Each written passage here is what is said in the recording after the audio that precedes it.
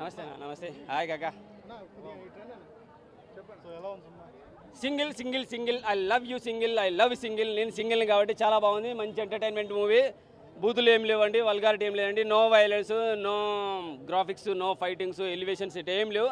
హ్యాపీగా శ్రీ విష్ణు సినిమాలు అంటే మంచి సినిమాలు, మంచి ఎంటర్టైన్మెంట్ ఉంటుంది. హ్యాపీగా అందరితోటి విత్ ఫ్యామిలీ పిల్లలతో సహా చూసుకునే సినిమాలు లాగా ఉంటాయి. అలాగే అనిపించింది నాకైతే. ఎక్కడ బూతులు కనపడలేదు, వైలెన్స్ కనపడలేదు, వల్గారిటీ కనపడలేదు. అలాగే శ్రీ విష్ణుతో పాటు వెన్నెల కిషోర్ ఉన్నాడు.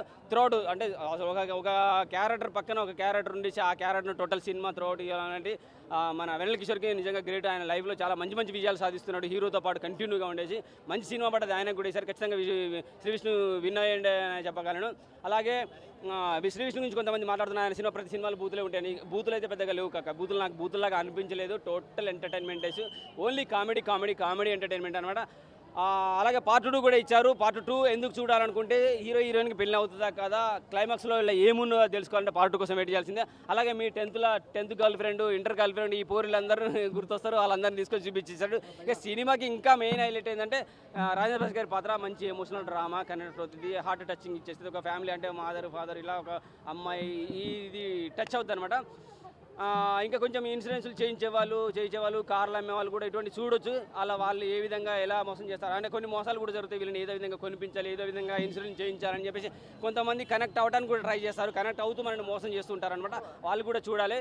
మంచి ఎంటర్టైన్మెంట్, మంచి కామెడీ మూవీ పడ్డది. శ్రీ విష్ణు విజయం సాధించిండని అయితే 100% చెప్పగలను. వెన్నెల కిషోర్ టోటల్ ఎంటర్టైన్మెంట్. ఆయన ఏ హీరోతో పాటున్నా ఫుల్గా కామెడీ చేసుకుంటూ పోతాడు. అలాగే శ్రీ విష్ణుతో పాటు సినిమా త్రో అవుట్ ఉన్నాడు కాబట్టి వెన్నెల కిషోర్కు మంచి పాత్ర పడ్డది హీరోతో పాటు. అసలు ఆయన ఎక్కడ కించపరిచినట్టు కానీ హీరోని లేపినట్టు కానీ ఏం లేదు. ఇద్దరికి throw out.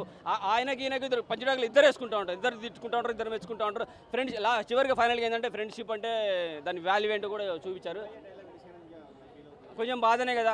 Of course Shivayya dialogue లేకపోయినా కానీ ఇతర హీరోలు అందరూ చూపించారు. మహేష్ బాబు, ఎన్టీఆర్, బాలకృష్ణ. ఇంకా బాలయ్యబాబు అయితే దివిడే మ్యాన్సన్ హౌస్ కూడా కనపడుతుంది. మ్యాన్సన్ హౌస్ చూసేసి తాగేసి వచ్చేసి సింగిల్ సినిమా చూడండి. మంచి బెస్ట్ లైఫ్ అనిపించేస్తుంది. మీకు సింగిల్గా ఉంటే ఎంత హ్యాపీగా ఉంటామో అర్థమవుతుంది. ఎందుకంటే నేను ఇంత హ్యాపీగా సినిమా గురించి చెప్తున్నానంటే I'm single I'm don't want to mingle. Thank you. Wonderful movie. Shri విష్ణుకి హ్యాపీగా ఎండాకాలం సమ్మర్లో మంచి హిట్ పడ్డది అనేది చెప్పగలను నేను ఖచ్చితంగా. Thank you.